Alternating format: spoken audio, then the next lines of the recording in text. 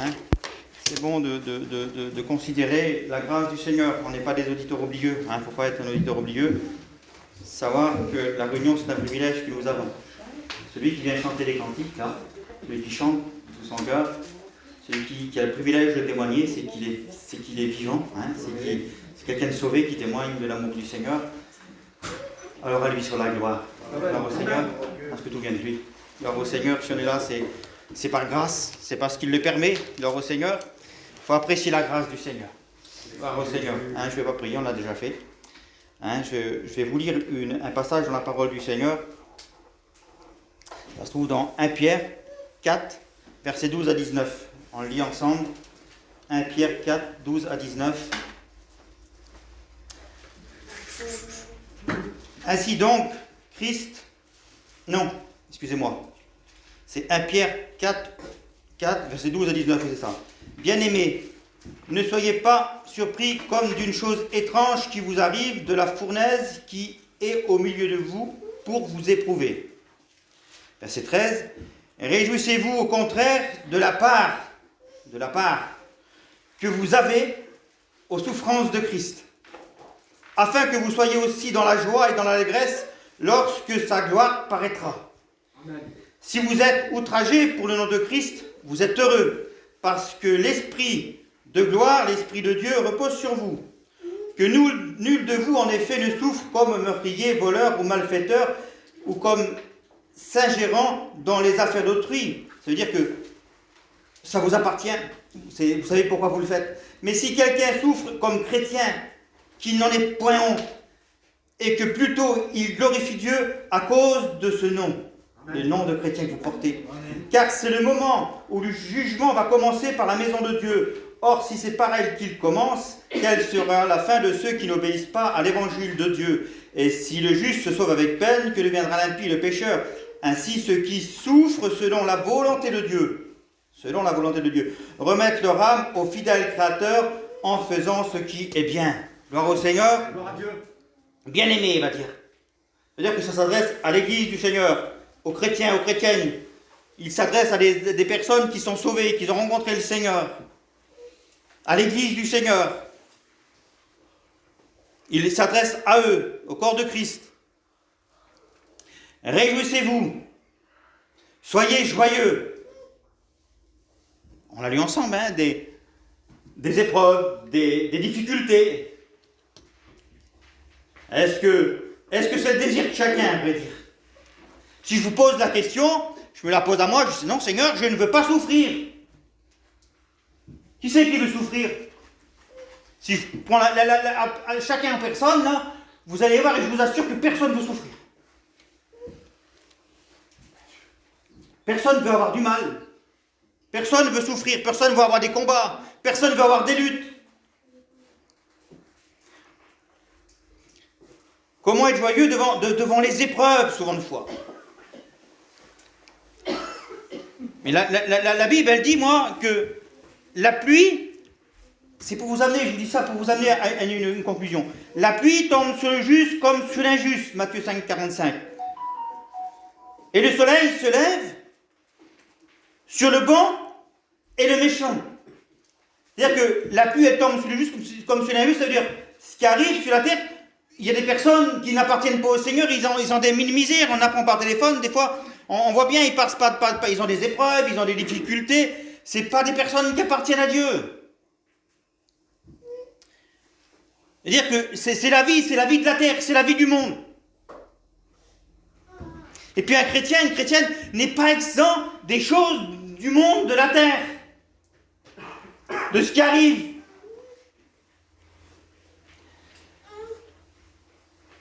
Je veux dire que les non-croyants, eh ben, ils ont des difficultés pareilles que les chrétiens. Mais à la différence de nous, eux n'ont rien à perdre dans le combat qu'ils mènent, parce que pour eux, c'est des difficultés de la vie, c'est les choses de la vie. Mais eux, nous, par rapport aux difficultés que l'on rencontre, des fois, les combats que l'on mène, à travers les épreuves de la vie, tout ce qui peut s'abattre sur une vie, dans une vie chrétienne, les difficultés qu'on a de gauche, de droite, ça tire de gauche, de droite, les combats intérieurs, les luttes en dedans, tout cela nous fait que l'on peut perdre pied, perdre foi dans cela. Chrétien, quelqu'un qui n'appartient pas au Seigneur, il ne peut pas perdre ça. C'est pour ça que c'est un combat que l'on mène. Justement pour ne pas perdre pied, pour ne pas perdre foi. Eux, ils ont rien à qui s'accrocher. Personnes qui n'appartiennent pas à Dieu, non, excusez-moi, ils n'ont pas de roc, ils n'ont pas d'appui, ils n'ont rien. Alors ils ne peuvent rien perdre, mais nous, notre appui, il est là. Mais pas des choses, des fois, que la vie peut faire, ou des combats, des luttes, on en a marre, des fois, ça c'est toujours pareil. Chacun a des combats et des luttes. On va voir ensemble. Chacun a des combats et des luttes. Pour essayer d'avancer, chacun a des combats et des luttes. C'est quelqu'un qui veut se perfectionner, c'est quelqu'un qui veut être parfait en Dieu, il aura des tribulations, il sera rongé. Et oui, des luttes et des combats, on en aura. La chair veut pas, l'ennemi veut pas, on aura des combats et des luttes. Mais ce qu'il y a à l'envers des autres, on a quelqu'un sur qui s'appuyer, en qui se confier. On a le roc, notre appui. On a Christ dans notre vie. Mais des fois, ça arrive que, ce qui peut arriver, c'est que certains ont fait naufrage par rapport à la foi, la Bible en parle. Ils ont perdu pied. Parce que par un moment donné, les regards ne sont plus posés sur Jésus, ils sont posés sur leurs problèmes, sur les difficultés, souvent de fois trop dures à surmonter, ou une longue attente de ce qu'ils attendent et que ça ne venait pas. Alors ils ont perdu, les regards se sont détournés, ils ont fait comme Pierre, ils ont coulé. Ils ont perdu pied. Ils ont fait comme naufrage par rapport à la foi. Sans freiner. Ça peut arriver, puis vous savez que ça arrive. On peut perdre pied. 2 Corinthiens 1. Si nous avons part à la souffrance. Oui, la Bible parle des souffrances. Hein? Si nous avons part à la souffrance, nous avons part aussi à la consolation.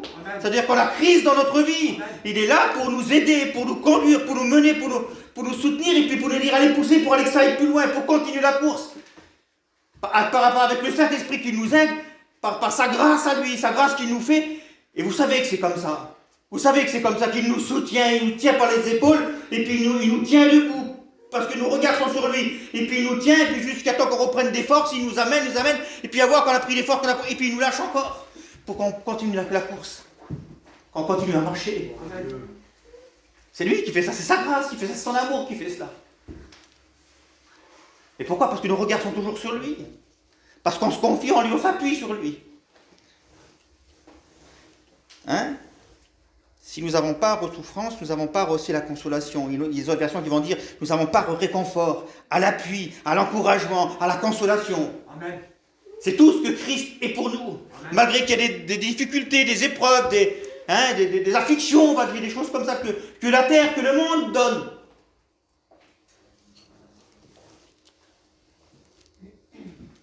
Certains peuvent perdre pied, mes frères et sœurs. Hein? Se décourager, freiner, arrêter.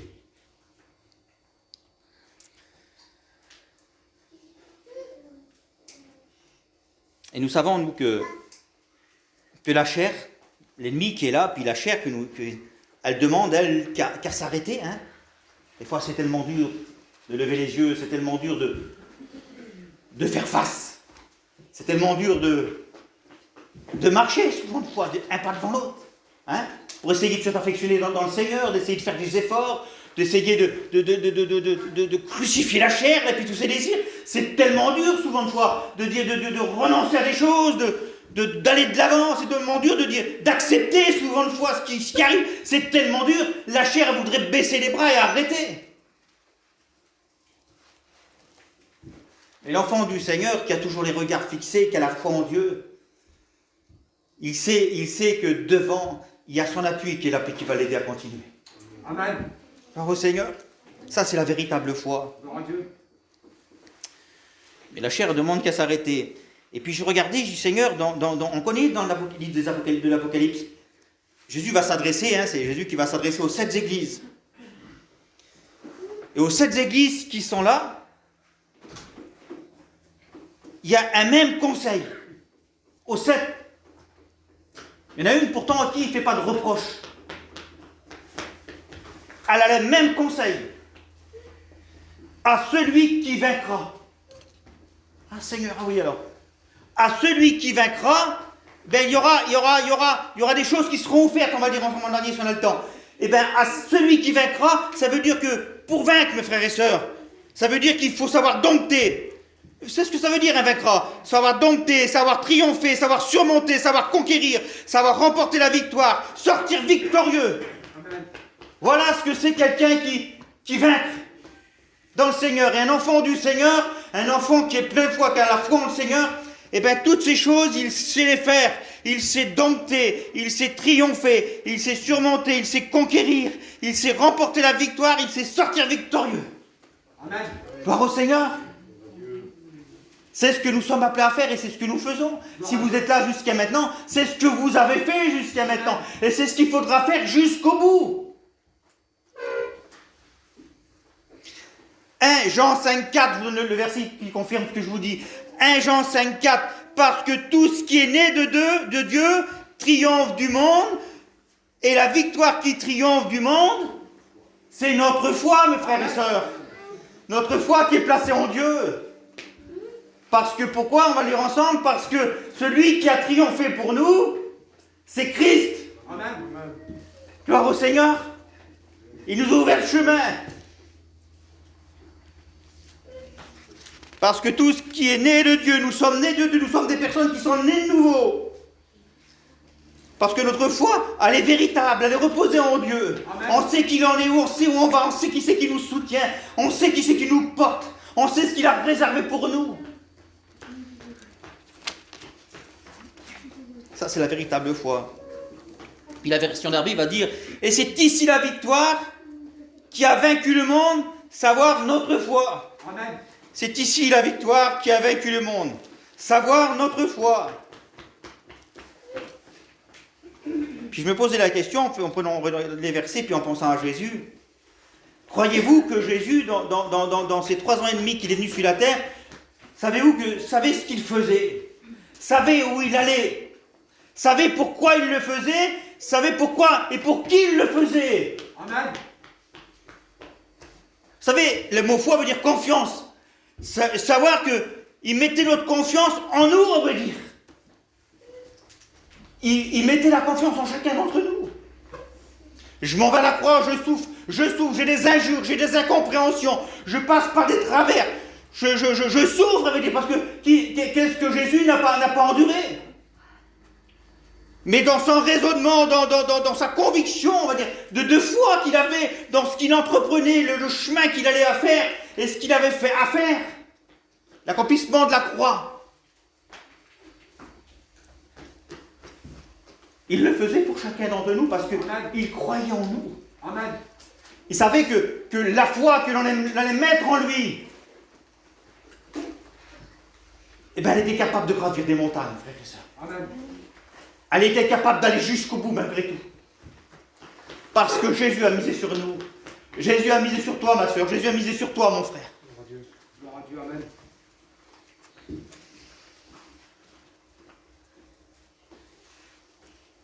Est-ce que Christ n'a pas supporté, abandonné, injurié, incompris, les souffrances, tentations, tout ce que vous voulez? Et puis, chaque chrétien que l'on vit maintenant, il n'est pas exempt de tout ça. Il n'est pas exempt de la tentation, il n'est pas exempt des souffrances, il n'est pas exempt de tout ce que Jésus a souffert, a subi. Et bien, le chrétien, pareil, dans sa marche qu'il a, et bien, il n'est pas exempt de tout ça. C'est pas à côté, c'est là, il est là.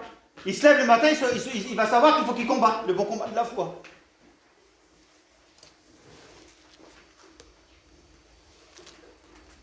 C'est la vie de la terre, c'est la vie du monde. C'est cela. Et puis j'aimerais vous poser une question. La victoire sur le monde, qui l'a remportée? Je sais que c'est Jésus. On peut le dire tout. Qui a remporté la victoire sur le monde, frères et sœurs? Qui a écrasé la tête de l'ennemi? Qui a été victorieux plus que vainqueur? C'est Jésus. C'est notre Sauveur.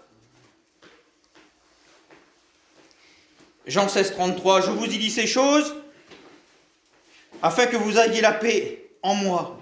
Vous aurez des tribulations dans le monde.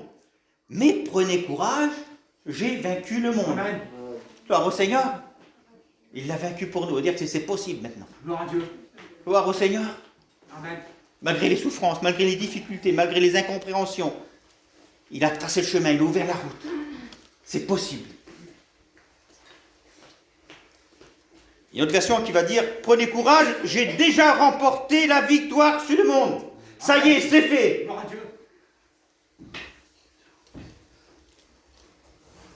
Philippiens 3.10, je vous dis tout ce qui va avec. Hein. Philippiens 3.10, conforme à lui, dans sa mort, si je peux parvenir à la résurrection des morts. Ça veut dire, c'est Paul qui dit ça. Il dit, j'essaie dans mon corps, dans mon esprit, d'être conforme à sa mort. Conformément à sa marche qu'il a eue. Il est mort pour nous, il a été humilié jusqu'à la fin, jusqu'à la mort de la croix. Et puis il dit, j'essaye être conformément, c'est-à-dire être pareil à sa mort, pour pas venir, si je le peux, il y a un combat, il y a une lutte, il y aura des combats, il y aura des luttes, jusqu'au bout, pour pas venir à la résurrection des morts, pour être sauvé en un mot. Il va dire, verset 12, il va continuer, j'ai pas encore remporté le prix, mais je cours dans le but pour atteindre la perfection. C'est-à-dire que je veux me perfectionner, je veux lui plaire, je veux avancer, je veux faire des efforts pour Dieu. Mais tout ça, même avec la mer, les vagues qui viennent et puis qui veulent rentrer, malgré les combats, les luttes, tout ce qui se passe, eh bien, je veux me perfectionner. Malgré tout ça, je sais dans mon cœur, je vais pas regarder ça avec joie, mais pour moi, ben, je sais pourquoi que je lutte. Dans mon cœur, c'est comme une joie parce que je sais pourquoi je subis tout ça. Je sais parce que Christ a vaincu pour moi. Et puis lui, il a souffert aussi pour moi. Il a tracé le chemin, il est un exemple pour moi. Alors je veux lui ressembler, je veux aller jusqu'au bout aussi, moi. Je veux aller jusqu'au bout parce qu'il a misé sur moi. Malgré tout ce qui se passe, malgré les difficultés. Et bien parce qu'il a misé sur moi, moi aussi, je veux aller jusqu'au bout. Gloire au Seigneur. Nous avons tous un but à atteindre, mes frères et sœurs. Si je vous pose la question à chacun, ça ne serait pas normal que quelqu'un me dise, eh bien moi j'ai pas de but. Je vais à la réunion, mais sans but. Ça veut dire, je veux le ciel, oui, mais j'ai pas de but. Pour Dieu, j'ai pas de but. Ma foi n'a pas de but. Je ne veux pas me perfectionner dans le Seigneur, je ne veux pas en faire plus, je ne veux pas lui plaire plus. Mais chacun de nous veut plaire à Dieu. Chacun de nous veut se perfectionner dans les voies du Seigneur. On n'a pas atteint la perfection, mais on marche dans le but, comme Paul le disait. On marche pour atteindre la perfection, pour essayer de lui plaire, pour faire mieux. C'est normal, ça, on veut plaire à notre Sauveur. C'est tout à fait normal de vouloir lui plaire. Mais quand on veut plaire à Dieu, mais c'est vrai qu'il y a des tribulations, il y a des vents contraires. Celui qui veut vivre pieusement en Dieu, ben, il sera persécuté. Persécuté, ça veut dire qu'il y aura des bâtons dans les roues, le diable sera là, la chair sera là. Il y a tout ça, vous savez comment on sait. Hein? Puis souvent une fois, ben, on n'en veut pas de tout ça, on ne veut pas souffrir, on voudrait que ça aille, pour se perfectionner, on voudrait que ça aille tout seul, nous. Hein? On ne voudrait pas des embûches de gauche, de droite, on ne voudrait pas des bâtons dans les roues. Non, on voudrait que ça aille. Mais souvent une fois, ben, pour aller jusqu'au bout, des fois il y a ça, et il faut faire avec. Dans le monde, c'est ça, c'est la vie du monde. Il y a des embûches, il y a des travers. Mais Christ a vaincu le monde, frères et sœurs. Et on se doit d'aller jusqu'au bout, en ayant les regards toujours fixés sur lui.